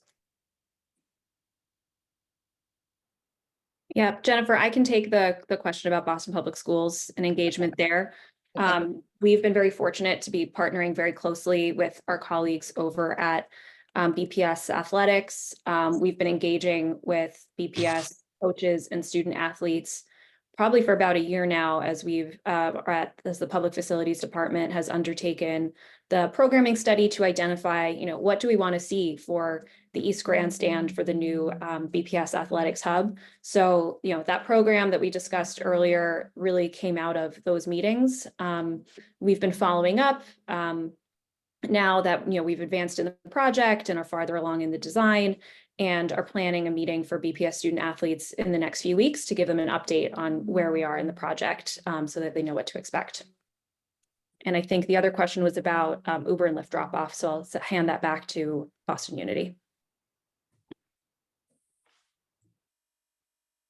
Thank you. Brian, do you want to answer that question? Yeah, so I didn't hear where he said for the TNC, he wanted the location, but right now it's as directed by the city, it's for the lot that's on Seaver Street, and it would be operated, with traffic, with details to get people in and out during the events, right? Because otherwise, I think he said, you'd only be able to get a car or 2 out. But so we'll certainly have a detail there, helping with the traffic flow as needed. And if I missed something else, I apologize. If you could repeat it, I'll happily answer it. I think you've summed it up. Next on my list is Anne. You can unmute yourself. There have been a lot of things committed to here, shuttles from all over creation and paying for extra blue bikes and things like that. Will all of these commitments be codified in the Transportation Access Plan agreement before the project is approved? Yes. Okay, so we'll get a chance to see that and make sure they're all in there. Yeah, so everything again is discussed in the PNF section of the transportation section of the PNF, excuse me. But you're right, the legal document that would enforce it and basically make us have to do it will be the TAPA. And what's in there is what we'll have to do every day for game day events. Some of this just seems incredible for a relatively small venue. So it'll have to be legally put in there. But I guess I want to go back to the sort of fundamental. When the city was looking at how to upgrade, how to fix White Stadium, what alternatives did it look at, and where would I find those studies and that analysis? Yeah, so I guess that's a question for the city. I'm so sorry, my neighbor has chosen this moment to start hammering in the room, in the apartment next to me. So originally we began with sort of the dream to renovate and rehabilitate White Stadium, you know, which was always going to take a lot of work, a large construction project, you know, some short-term disruption for hopefully a lot of increased and improved use, which, you know, we're going to see for our BPS students and community members. We were really excited to pursue a partnership at the site as well, because we were already committed to making this big investment at White Stadium. So I'm sorry, what were the alternatives that were studied and you know, really analyzed and priced out? There's this partnership one, I understand, and you issued an RFP based on that. So what were the other ones that you looked at? Just city involvement, you know, BPS and public facilities, for example, funding it? What else did you look at, and where would I find that backup information? Yeah, and I mean, we started from, you know, the alternative without a partnership would be the city, you know, through issuing, you know, government bonds, funding the project entirely through our capital budget. No matter what, we were always committed to the rehab of White Stadium. So, you know, we're talking about White Stadium. There really aren't alternatives for, you know, for rehabbing White Stadium other than rehabbing White Stadium. But I understand you normally you look at a couple of alternatives, you price them out, you look at the feasibility, you look at the viability, and you pick. You don't just, there's always two ways around the barn, right? So normally, and I know that Mayor Wu is committed to planning, or at least she says she is, so. And there would sorry, be not to cut you off, but you have reached your 2-minute limit. Okay. Thank you. I guess there is nothing. Thanks. Councilor Mejia, you can unmute yourself.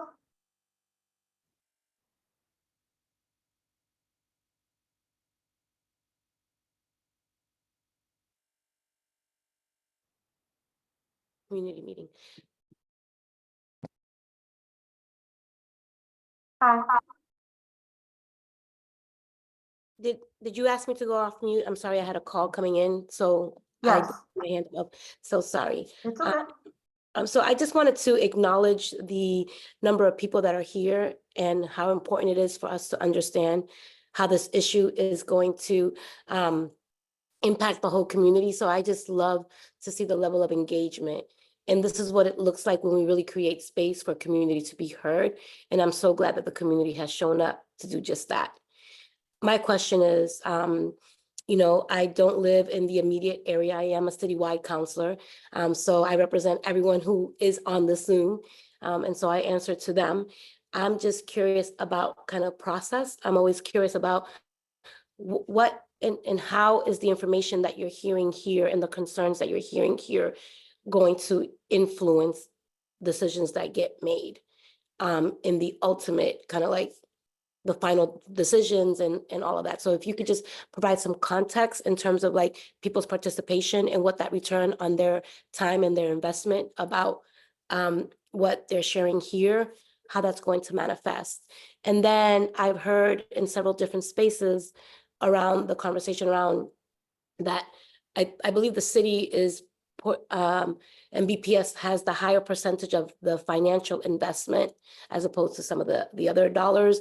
And so there seems to be, or at least, and you can correct me if I'm wrong, a discrepancy with, in terms of equity, in terms of the supports for the Boston Public School students. I've been hearing a lot of differences of opinions about the football team versus soccer. And so if you could just provide some context around how we're going to grapple with that issue around some of these students being displaced, specifically the football team. Like what plan is in place to support those athletes? Thank you. So I know Morgan will also want to touch on this, your first question. But we do take account comments received at public meetings, IAG meetings, written comment letters. So all of those comment letters do go to the board. And these meetings, the Article 80 meetings, sorry, are serving as like a continuation of the community engagement that has already happened with the city. So we will take into account comments that are received, and the project will be updated accordingly based on comments that are received. But I'll hand it over to Morgan to elaborate more from the city side. Yeah, absolutely. And, you know, to Ebony's point, this isn't just, you know, this is a more complex project than a usual Article 80 development project. So in addition to the usual route by which feedback goes into an Article 80 project, we're going to continue to have sort of more larger overarching meetings to show advancement in the plan and talk about sort of more specific issues. So, you know, from the past, for example, the past meeting we had focused on transportation. We've made some significant updates and new commitments to the transportation plan, even from the PNF that the soccer team filed in December. You know, we're getting some significant comments here as well as trying to clarify the questions that people are asking. We'll be having our next meeting on February 12th, which is going to be focused on the interaction between the stadium and the park. Obviously, transportation, access, and circulation are a really important part of that. So, you know, we'll be taking comments from tonight into account and following up with our updates at that meeting. So that's sort of an example of how this process has been incorporating community feedback. And then for the question about football, I want to call on my colleague Avery Esdale, who's the Director of Athletics at BPS, who can talk about what the plan will be for those two teams. Good evening, everybody. Thank you for taking the time to come and join the meeting tonight. I think it's been very enlightening and helpful to hear all your questions. In regards to football, I think we're dealing with two buckets here. One, I think we have historic users of the stadium, and we've been doing our best and making it a concerted effort that they're able to come back to spaces and use the stadium in the manner that they've used it prior to this renovation. So that includes, you know, we got our current people are BLA girls soccer, BLA cheerleading, BLA football has used the space for practice on a daily basis.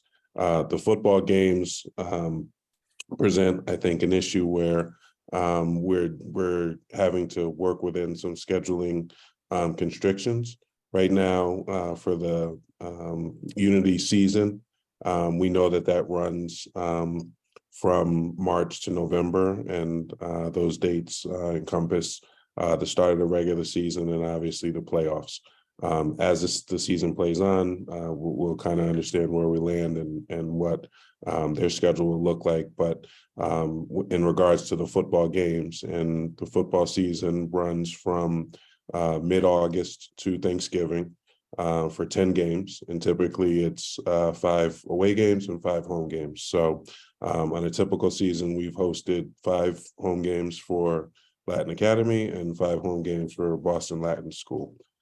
So we'll be working to deal with those games in the early part of the season from August to November and finding alternative locations. And then knowing that we have a space and we're committed to our traditional rivalry games, special events, Thanksgiving games in that back end space. So from Latin Academy's standpoint, they are going to, we're going to work to find a new location for them to play some of their games during the 2 years that were offline during the construction, and obviously in that early part of the season. But what they will gain from their daily use of the stadium is now the ability to still practice on Playstead Park, but they now will have locker room space that they'll be able to store their equipment, and obviously weight room and athletic training facilities that will apply to everybody that's using the stadium that weren't here prior to the construction. So there is some trade-off. There is some shifting in how we use the stadium in terms of use for football games. But I think the other piece is we also have to continue to work with the Boston Unity to understand how the schedule works and what it looks like, and maybe what some of the opportunities are that might be presented during the season to pursue some of the things that we're clearing space for right now. So I think in our minds, we know that there's some other movement going on in the city and other renovations that are happening, and we'll look at creating spaces and creating homes, which will at the first space be temporary for these teams during the 2 years of construction, and hopefully get in a space that we feel that we're comfortable and able to move forward with those spaces as permanent homes for those teams in the early part of the season. Thank you, Avery. And I'll just end with, because I see other hands up here. I think that it's really important as we continue to have these conversations for us to recognize that change is always difficult. And I think what happens, especially having grown up here in the city of Boston, is things are always being done to us without us, right? And it could be something that will be such a great investment for the community, but oftentimes community doesn't see that in that way because of the process. So I think that as you all continue to navigate, it's really important to do so in a way that everyone feels like they're going to win. And I feel like that's what this moment is calling for the city to grapple with that. And I think that this opportunity presents itself as, if we can get this right, as a trust building exercise. So I just want to say thank you again to everyone that is here for your active participation. And I'm here to listen and to learn, so I won't be talking too much, and I'll go on mute now. And thank you for giving me the opportunity to be here. Thank you, Counselor. So next up is one of our IAG members, Lewis. I just want to announce that we have a little over 10 minutes left. So if everybody can be respectful of everyone's time, because we do have quite a few hands left raised. So Lewis, the floor is yours. Thank you. I want to apologize before. I was trying to give others opportunity because I am on IAG and will probably bring these issues up again. But I think in the beginning, I want to say thank you for the presentation. Of course, each time I hear the presentation, there's change. And so I want to say thank you for the changes that have been made, which are different than the document that I received. I think you've heard just some of the concerns about transportation in and around the stadium and in the community. And that's important because changing the Pierpont Road and some of the access issues that came up in the beginning is a good step.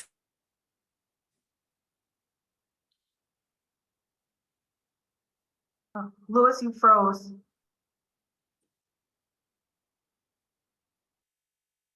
I will go to someone else until Sarah, you are next. Okay, if Lewis can come back, I'll pause. I wanted to echo the thanks for responding on the resident parking and Seaver Street, things like that. I put a question in the chat. As I read the PNF, I was concerned about buildings in the Grove, one of which was storage. And I'd like to hear briefly more about that. The size is a green space. Like I regret losing any or oppose losing green space for things like that. And the other thing on transportation, when the Howard Stein Hudson Fellow said things haven't changed from the meetings, I think previously you were planning to use DCR parkways from the south. And if that was precedent from the Gulf for an occasional event, that's one thing, but I would hate to see that as an ongoing policy because other buses like Brigham and Women's Shuttle do not use the parkways. And so that creates confusion.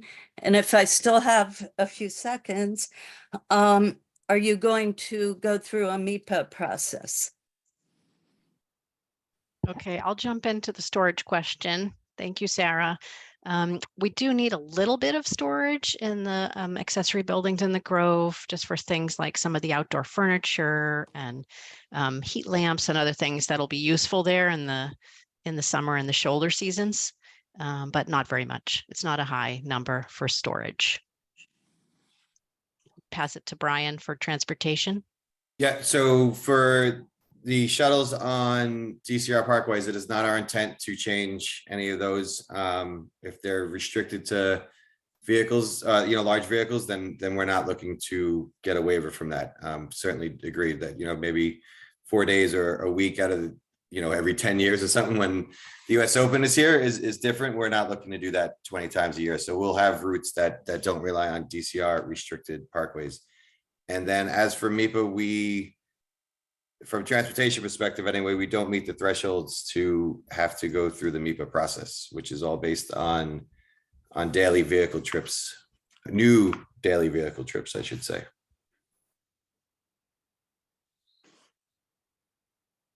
Thank you.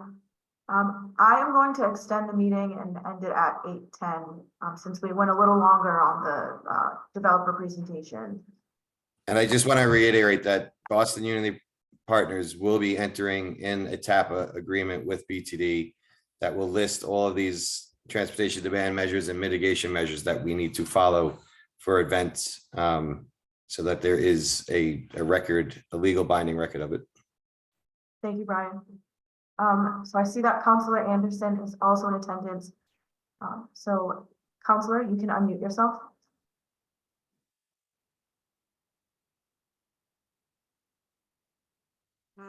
Good evening, everyone. Ebony, did you think I just got here? I know that you have someone from your office in attendance. Oh, no, I've been here since the beginning. But thank you so much. I think you're doing a great job, Ebony. Thank you. And I don't like that the question and comment section though is only an hour. So can we do that differently next time? For sure. Your developers or contractors have great ideas, and I think Bill talks a lot too much. So we have to no, it's not Bill. It's that with this guy, Avery. I think your answers are long. This is such an amazing idea. I feel like everyone wants this to work, and we love the thoughtful, holistic approach to this. And I agree with Louis, going to the community and coming back and saying, last time you said this and we're evolving this plan. That's awesome. That's how it should work. I would push the transportation thing, the whole residential parking on the city. I think, we can't hire fast enough for capacity, but we as a District 7, I think, need to push that on a transportation department, or hopefully collaborate. So I'm suggesting that for those who are interested, that we meet with Chief Yasha and talk about this, because this is it's not a deal breaker, but it is the thing that is going to make the community feel so much more comfortable. I've heard a lot from the constituents, and I know that there are people here, such an exciting opportunity outside of District 7.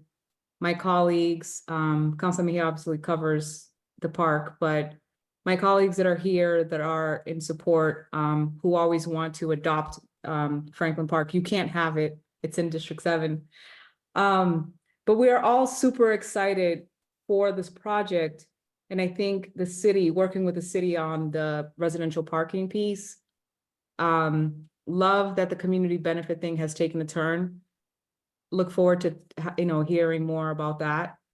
And I don't think I think that, Jennifer, both and Bill and team have like done an amazing job at like listening and bringing back and saying, look, we've heard you and we're going to be intentional, but the onus shouldn't be on how much more money can you put into community benefits, but is there a way we could do maybe an annual concert of some sort to build that money, to bring more? And I have some ideas, obviously, in revitalizing our business corridors along Blue Hill or Seaver or back of the hill.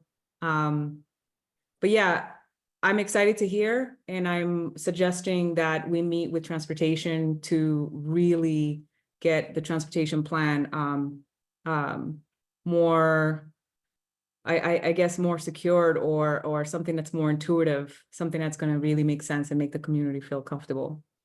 Sorry that I'm talking too much now. And Ebony, keep up the good work. I'm really impressed with your facilitation. And next meeting, can we not do just 1 hour? And I appreciate you extending 10 minutes, but it's a nice, robust presentation, right? So it's going to take time.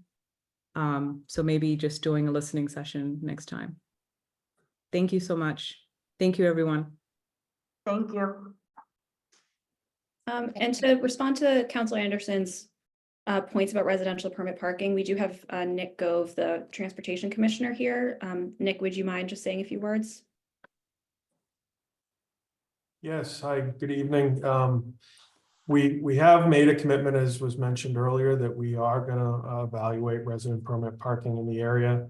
I will give a quick update on hiring. We have recruited, hired, and sworn in 2 parking meter classes this year, and we're hoping to complete 2 more by the end of the fiscal year. So we've hired about an additional 20 folks, and we're hoping to hire another 20 more by the summertime.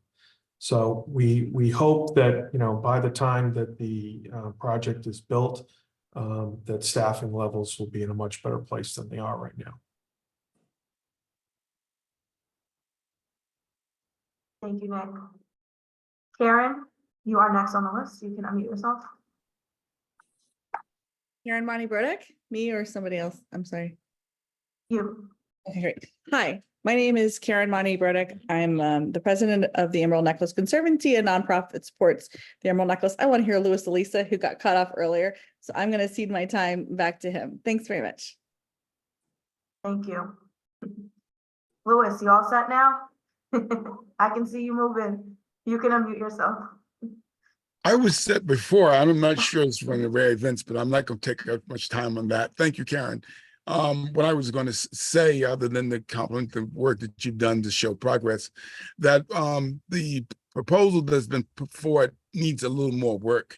And I know we're going to get a chance to do this to IAG, but coming forward, I'd like to see a comprehensive layout of the park and the activities in the park, not just the Caribbean Festival or the Puerto Rican Festival and things like that, but the number of festivals that are standard, on an annual basis in the Play State area and how they would be impacted by whatever programs and activities you have. Also, a layout of the park of what exists now, because you've shown us all your designs, but that should become on the top as an overlay for the projects and things that exist now. I saw that you were keeping the tennis courts near the ellipse, but I didn't see the basketball standards. There are other things that happen in Franklin Park in which, whatever you're proposing is going to change. I didn't see where the top lot along Walnut Avenue would be and how it would be affected. Even in your program, you keep referring to a Seaver Street park, and there's no parking lot on Seaver Street. There's the Humboldt Avenue turnaround, which gets used by Berea Church on Saturday and parts of Sunday, and Saturday evening, particularly because they have their programs. But all those things need to be discussed in a more comprehensive way. So I'm not going to go much further than that because I get another bite at the apple.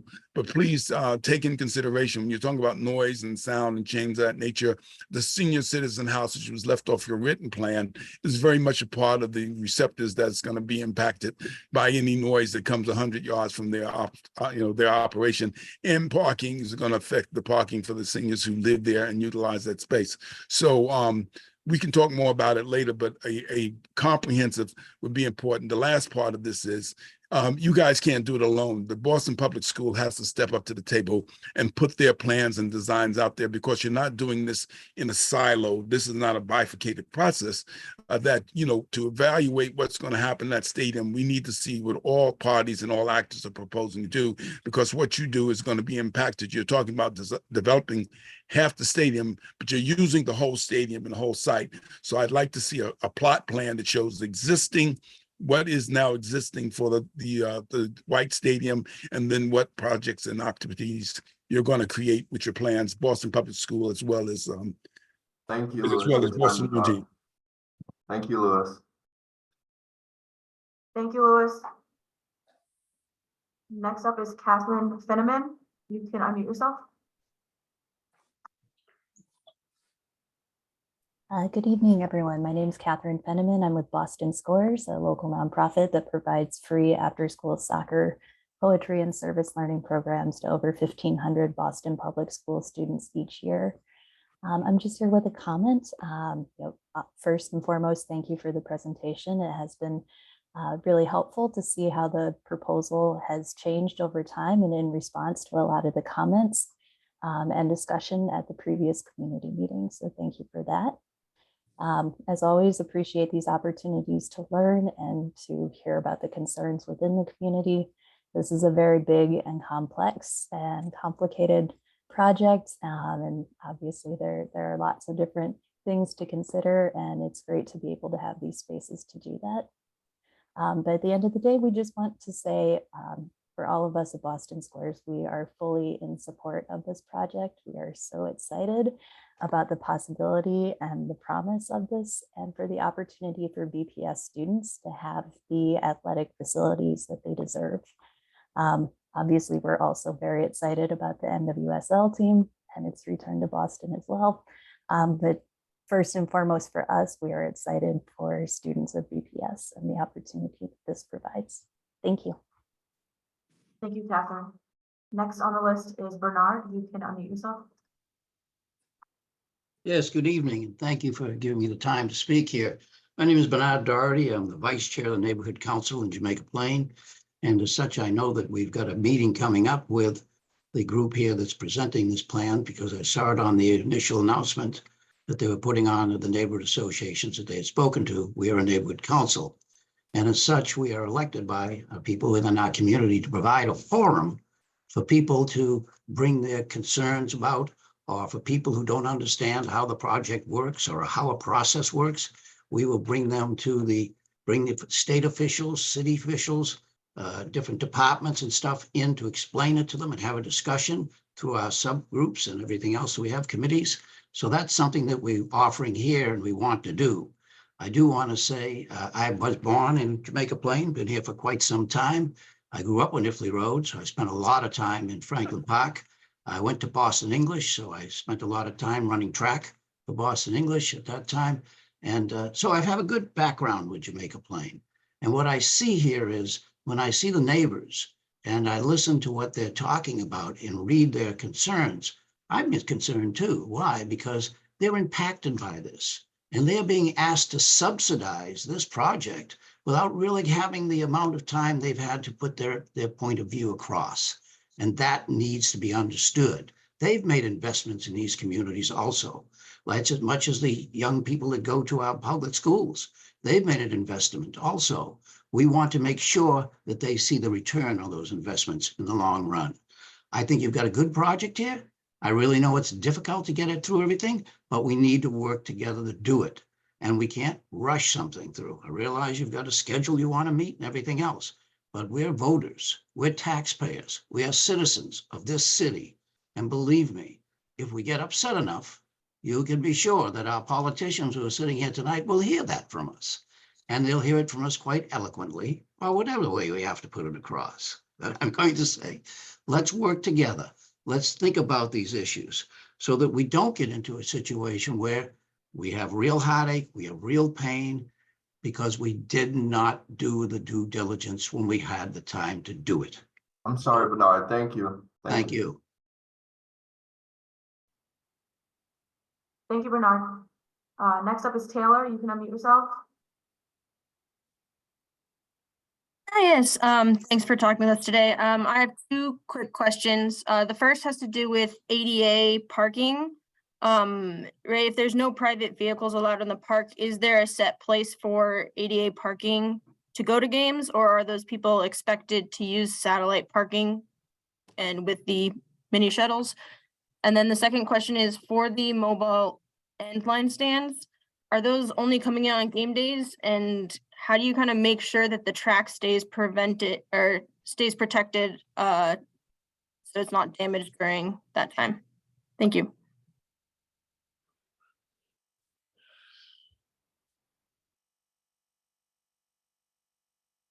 Brian, I'll offer the question to you regarding the parking. And I'm gonna defer to the architects, right? We were talking about this as a team previously. We will have, if there is people that need, like I said, if they need assistance getting from pickup drop off areas, we'll have golf carts, ADA golf carts for them to get to the stadium. Whether or not there needs to be ADA parking on site is something for the architects and the site engineer. And I'm not sure of the answer. Right, I can answer that. We really have zero parking for any sort of vehicles on site that are not public safety vehicles for game days or other necessary vehicles. So as far as we know at this point, we will be, and Bill, maybe I hand it to you, but when you go to get your ticket online, if you say that you have any sorts of issues in those regards, then there will be a whole bunch of information for you about various options.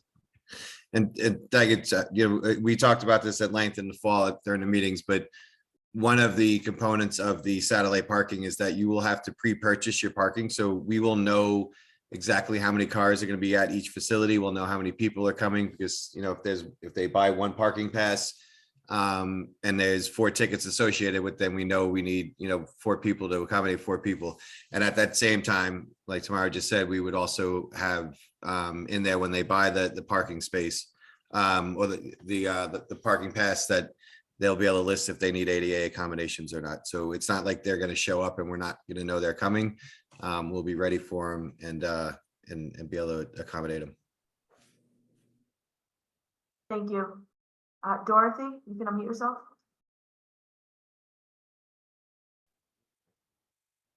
Can you hear me okay? Yes. Yeah, okay.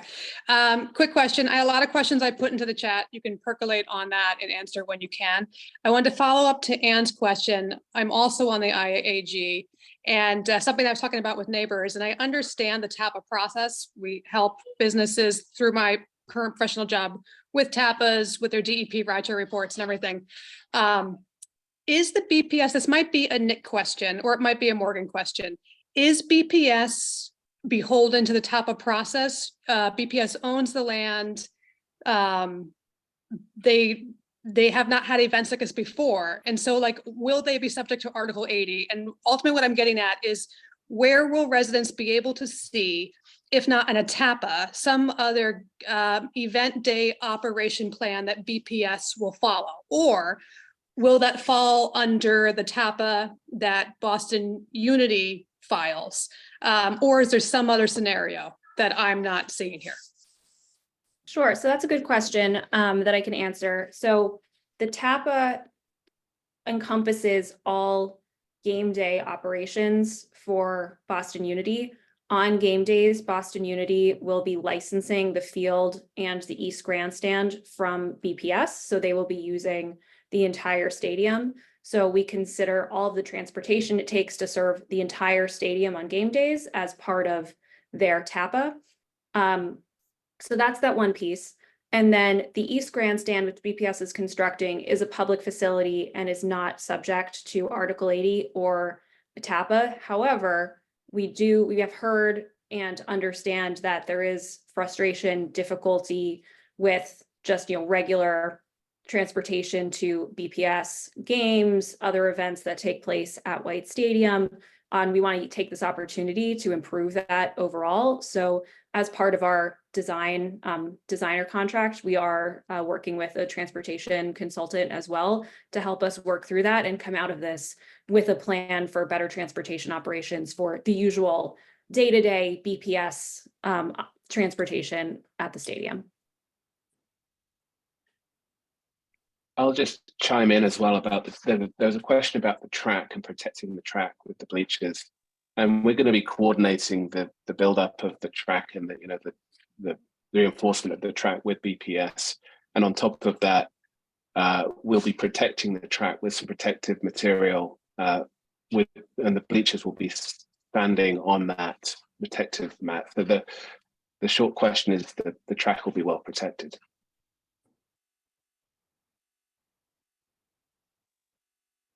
Thank you. So we do have a couple hands left, and I want to make sure that everyone has a chance to comment. So I will call on those folks, and then we can conclude tonight's meeting. So Walt, you are next. You can unmute yourself. Sure. Given the time and that most of my questions were answered, I can give you the time back. Thank you. Susie, you can unmute yourself.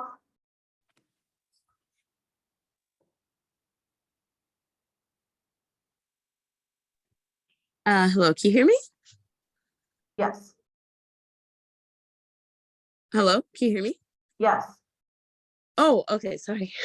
Okay. Hi. Hi, I'm Susie Correa, and I'm a Black female union construction worker who lives honestly really close to White Stadium. So I was really excited to hear about a professional women's soccer team coming to Boston, mostly because I know what it's like to be in a non-traditional field for women, just like the players are. So, and I was recently at the Women Build Boston conference, and it was amazing to see how committed to gender equity the Boston unions are. I say this to ask if you will be working with the unions in Boston to both build and operate the stadium, because I just can't be as excited about the project if parts of it are non-union, seeing as I know unions are the only way to ensure that this is shared economic prosperity and equity for the people like me in the community. I'll go ahead and answer that. Yeah, so we are very much not opposed at all to to union participation at all levels of the project, both in terms of construction and in operation. We do have our agenda, which is that we are looking to achieve a strong local and a strong MBE, WBE participation in this project, and to the extent that the union can be part of that solution, that we're very much looking forward to their participating in this project. Thank you. And the last hand for this evening will be Ricky. You can unmute yourself. Hello, can you hear me now? Yes. I thank you for the presentation. As everyone said, we see that you responded to a lot of the things. However, there's lots of other questions that we have.